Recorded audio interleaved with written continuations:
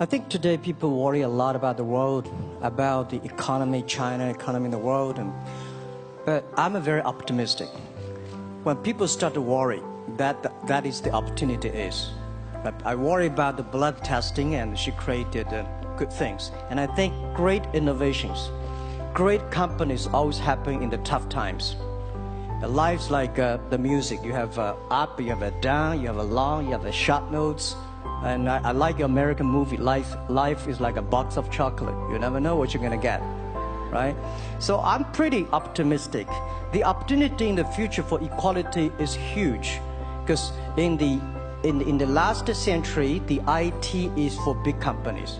The globalization is for big companies. But now with the technology, we can serve those 80% of the companies that never been served. We can serve the 80% of the young people that have never been served. Technology for internet is so cheap, so easy to use.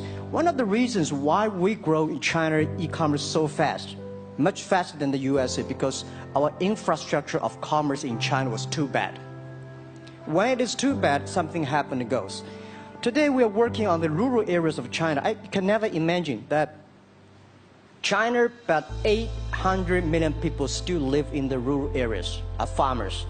And there are about close to 200 million people. Their income is less than $1 per day. And before the internet, it's impossible for these guys to reach the PC because it's so difficult. Even people like me, I don't know how to use a PC. But now 80% of the farmers, those people using mobile phones. When I have the mobile phones, the internet, the data, things change a lot. So I'm excited about the future. People always worry. I love the young kids sitting there and talking about the dream, the hopes, because if they have the hope, we have the hope. That's what I believe. And let's just take what you do. And I've loved every description I've ever heard about how you serve people, and your story about the bamboo farmers and your wife and her friends. It was fabulous. But where's this going? What are you going to do? What are your plans to maximize the use that people in remote rural areas of China can make of their cell phones besides ordering your products? How are you going to get it? Are you going to get them in the banking system through cell phones? How? Well, we never know that we can grow so fast. In the past 5 months, we covered 4,500 villages. And these people, normally they use in very traditional way. It took them like we went to a rural area. It took the farmers 2 hours to walk to the downtown in the middle of the town and buy things. But today, because the mobile phone, and we can deliver things to their home, to their village within 72 hours. I remember last week I read a very interesting thing. This is amazing. There is a girl, she told me a story. She said her grandfather, 92 years old birthday. And for his life, he always wanted to try one Western style food. But he lived in the rural areas. There's no such restaurant food. So she said, I tried on the internet, book a restaurant dinner for Western food, delivered to that village. And they finally immediately find one restaurant. There are 3 guys.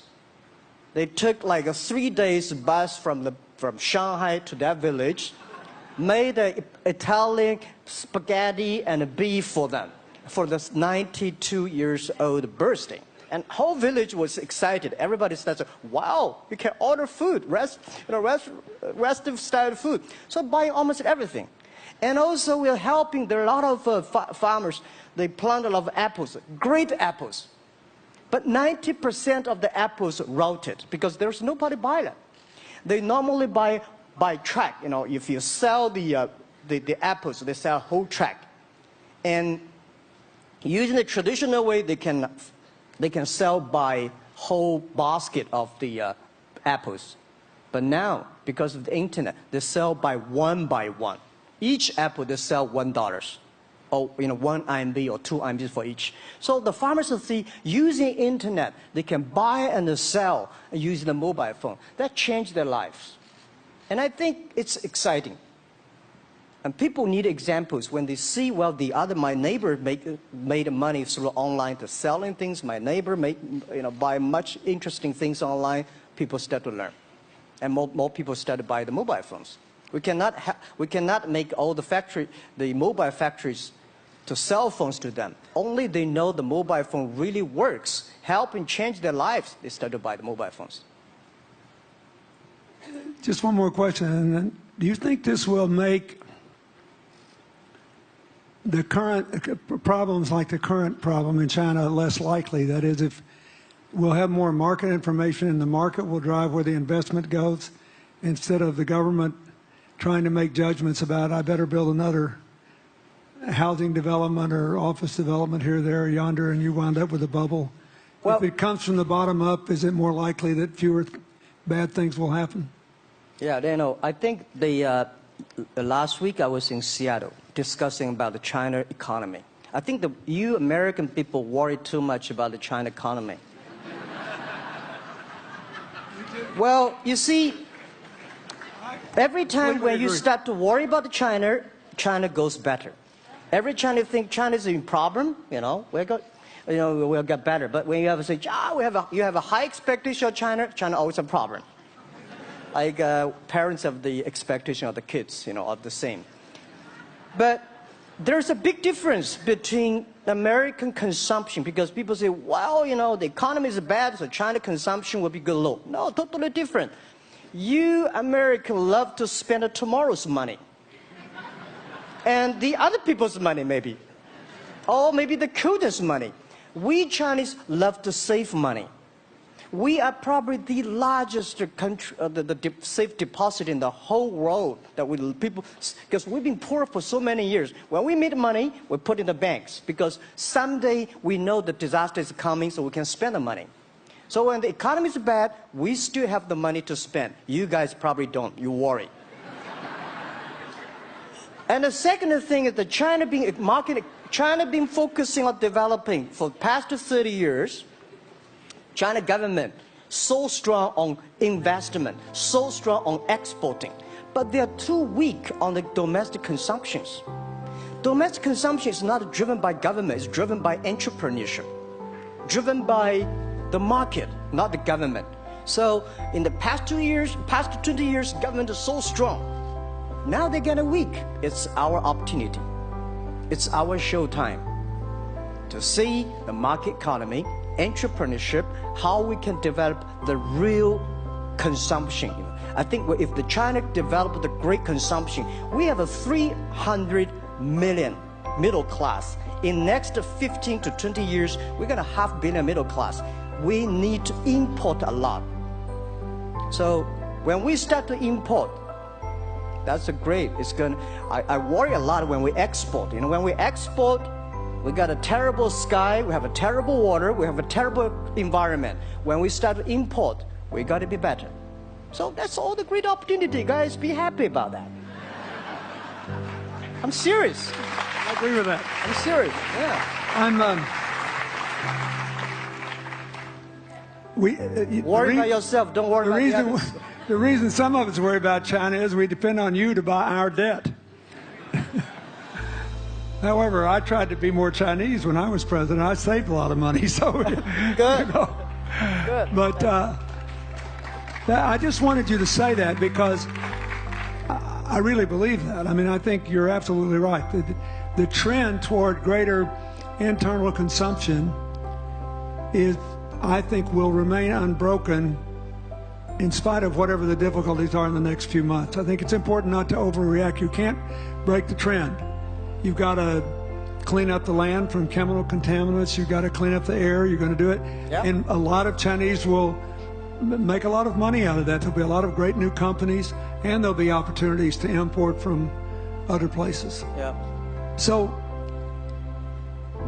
can you discuss your theory of what you're doing and other things in terms of whether it advances equal opportunity and social solidarity? Tell them what you think's going to happen. And what other kinds of, when your opening remarks, you just said technology is going to be active in this way in other areas of the economy. What do you think the next big opportunities are? But first, tell them just in 2 sentences what you're doing, because Jack and I know, and we haven't been clear enough. Explain it, and explain how you think that advances social solidarity and equality of opportunity. Our work is in the belief that access to health information is a basic human right, and that lab information, particularly because lab data drives 70% of clinical decisions, needs to be accessible to people before they're sick. So if you look at the word diagnose in the dictionary today, it says to determine the presence of disease from symptoms, which means by definition, we're determining that people are sick once a disease has already progressed. And our work is in being able to make lab testing accessible to people in time for therapy to be effected, and to do that in a way in which every person, irrespective of their insurance status, irrespective of where they live, can afford the ability to get a test done. So that means, in our case, we've invested the last 12 years in now developing hundreds of tests, many of which are less than $10. So $2 tests in the United States. And I think one of the amazing things about this country is that we have such an incredible ecosystem for fueling creativity, and that creativity can create new markets. So in answer to your question about the market being able to conform itself to social good, I think the creativity that goes into creating these new technologies creates new markets in and of themselves. And our basic belief is that those new markets come from empowering individuals and enfranchising individuals and trusting that individuals have the capability to engage with information, and in accessing that information, beginning to take control of their own outcomes and their own health outcomes, and in doing so, changing the way our healthcare system works.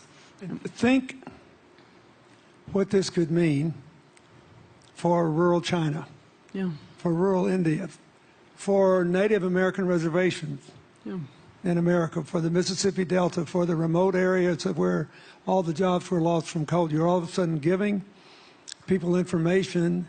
And one of the most important things I think we did in my second term as president in the healthcare front was develop this diabetes self-care program. And all of a sudden, you could be, Jack's company could be delivering the means to self-care based on your test.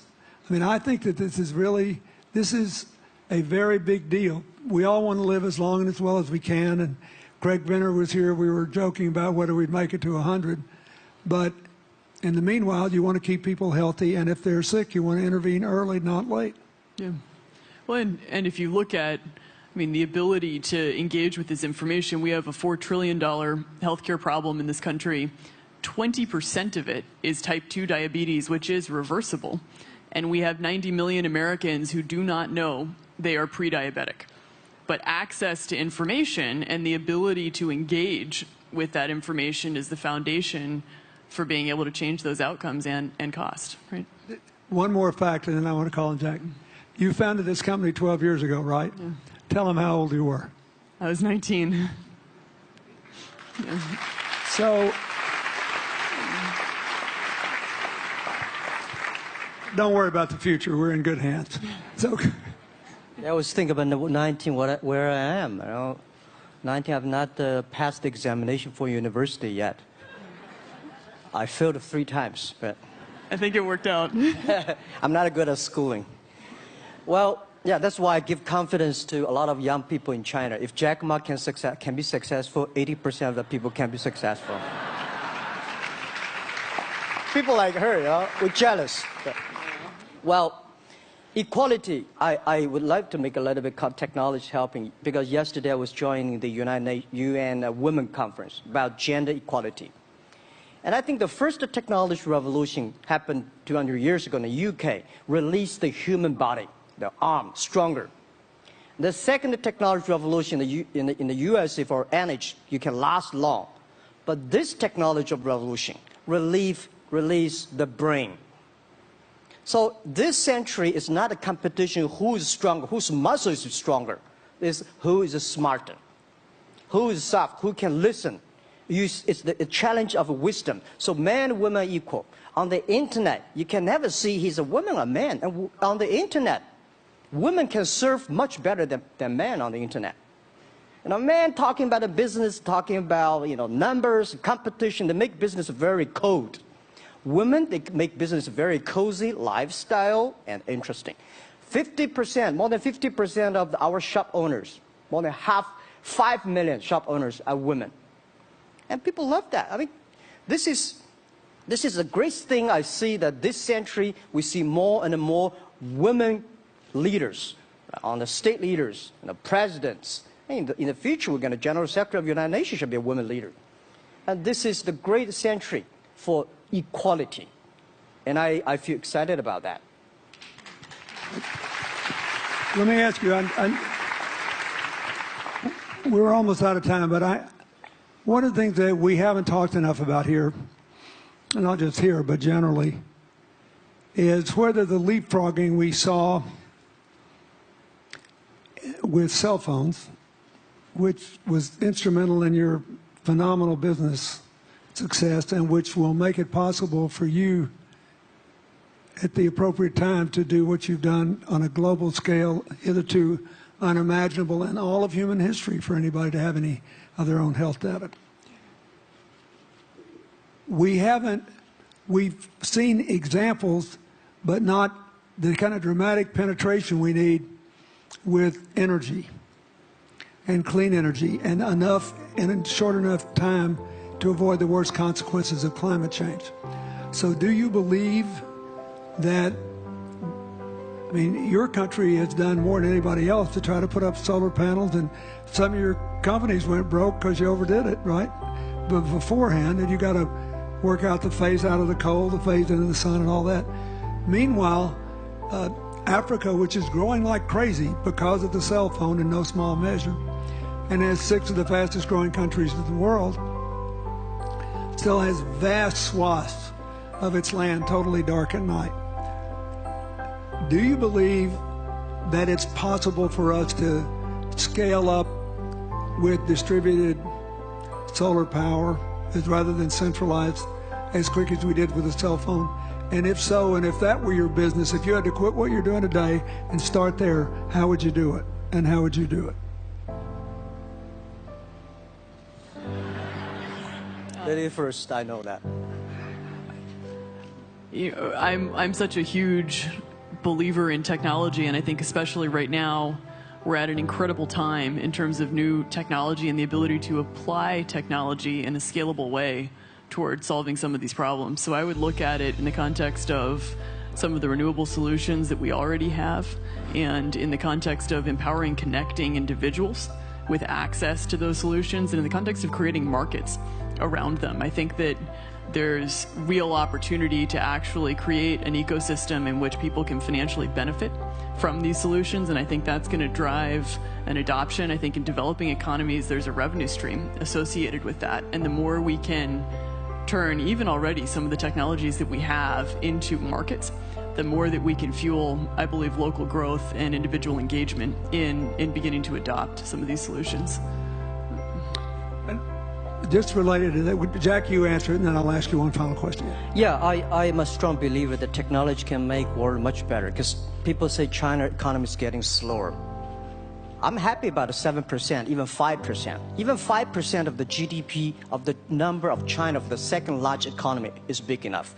But you don't expect China to keep on growing 11%. Because like one human body, when you're 1.8 meters tall, you cannot keep on like a 10% grow every year. You have to grow the quality, your mind, the wisdom. So I think China needs new technology to solve these problems, and which today the data, the clean technology all these things that China is supposed to do, if we keep on the tradition, the old ways, we'll go nowhere. This is why I feel excited, because people ask me, what is your dream now? Because I never thought I would be today. I can sit here talking to president. I'm like a guy, on the street, and like failed 3 times for university, 5 times for high key schools. I applied for 10 times in Harvard School, all rejected. I never thought, because of the technology, because the internet gave me this opportunity. So I think when I retire, I don't want the Chinese people have a terrible water to drink, unsafe for food, and the money we make all spent in the hospital. That's disaster. So how we can using the technology to enable young people, the great chance of this world, don't worry about it. We got 1.4 billion people who were born in 1980s. They are the people of the internet times. They are going to have new ways to solve the world problems. The things you are worried about today, they can solve it. And human beings have these kind of worries for centuries. And young people can always solve it. And today, when you have a right direction, clean energy, the climate change, all these issues, they will be solved, and these are the great opportunities ahead of us. Anything else? I agree with that. I think the more we can enfranchise people, the more we can create ecosystems in which individuals are empowered, the more we give rights to individuals to be able to build businesses, to be able to pursue the economic benefit of technologies, the more you see these markets change. Before they leave the stage, I want you to look at them. And I want you to think about the time we have had to spend here dealing with the refugee problems in Syria and Lebanon. Stand up, Elias. This is my friend Elias Bousab. He is the education minister in Lebanon. He's got to educate all these kids. And so he left a miracle that very much reflects the lives that Elizabeth and Jack have lived. He was in a very responsible position at the American University of Dubai. They started bringing American scholars over there to live in an Arabic culture. He did all these wonderful things. Lebanon got in trouble. He went home to save his country. What is the difference? How much more could he and every smart Lebanese person do if they could focus on these things? And why can he not? Because the place is dominated by people who think their differences are more important than their common humanity and their common challenges. You cannot imagine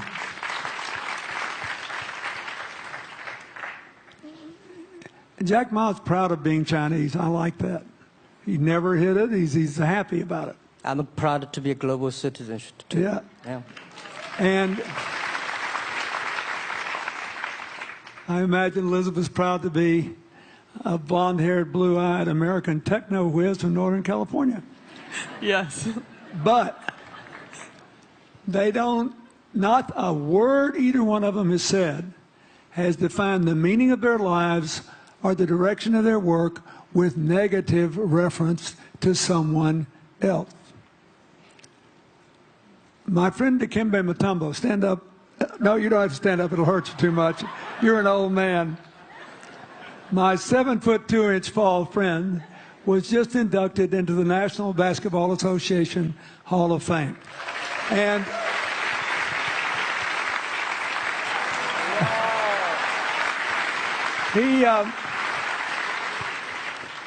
my family, my whole family loves him. And I have seen how much he has given back to his native country, Congo, which has been so troubled. I've known him a long time. We both went to Georgetown University. I did before he was born, I think. I've never heard him say a resentful thing about anybody. I have seen him give and give and give, and try to give the people in his native land opportunities. Why am I telling you this? He's had a good life because he never defined his life with negative reference to anybody else. He never begrudged anybody else's success, and he thought he had an obligation to help other people.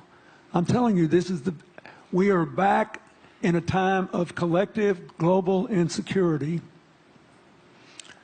where the main struggle is the oldest one in human history, just in modern techno realities. I mean, if you were trying to build the Middle East, you would think about our permanent sponsor here, the ambassador from Oman, who her government tried to help head off a calamitous war in the Middle East over the nuclear issue in Iran. We all pray to God that it'll work out all right. And the lead she made.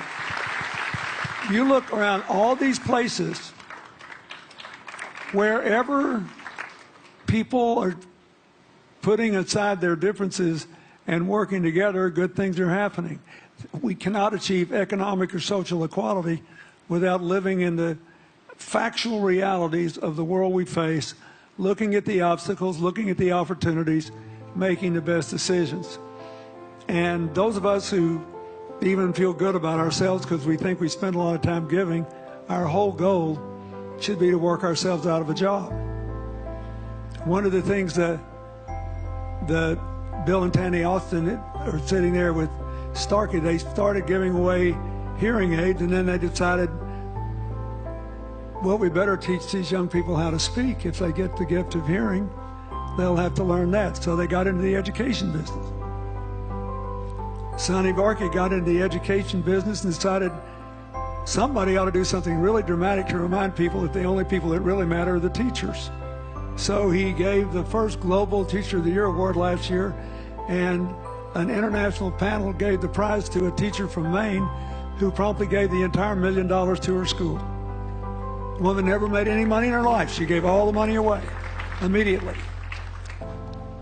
The future is going to be forged by people who think of how to use the modern tools that we are given, as Elizabeth and Jack have, to create opportunity through empowerment. And it will not be a straight line. It's too many moving parts. But I just want you to think about that. The reason you feel good looking at them is that you identify with them even though they're different from you. And that's basically where we are all over again, and we can't slip back. We can't give up. That's why we had the Prime Minister of Italy and George Soros talking about the future of Europe, and George said it was coming apart, and the Prime Minister said, no, it doesn't have to come apart if it's about something more than economics. I thought it doesn't have to come apart if you will it not to, and you put yourself on the line for it. There are no guaranteed outcomes today, but you can guarantee that the trend is right. So go ahead, Dee. We're going to say something, weren't you? Yeah, I just wanted to add, I mean, as we're talking about the future and from my own experience and looking at all the faces here, I think a huge part of the answer to your question is also to raise our little girls with the stereotype that they can be the best in engineering and science and math, because when they do in all of these industries, it changes everything. And we need to do that in this country, and we need to do that as parents in other countries. You know? Yeah, I was thinking about what you say. I think about when you talk about problems, you normally is like a politician. When you talk about opportunities, that the business people. I was thinking about how we can using all the problems that change the problem become the opportunity. And I don't know. I just feel excited when people talk about problems. I think think about if you can solve one of them, that's the chance. And today, nobody live in this century has so many opportunities and so many tools they can use to change other people's life. And I think in the last century, which I call the IT time, this century is called the DT time, data technology. IT is to empower yourself, make yourself strong. DT is to empower the others. When you empower the others, you empower your future, yourself. So when I listen to you talk, I agree, and I think that's why we were born in this century. That's why how we can use the internet to help more people. Let's give him a hand. Thank you.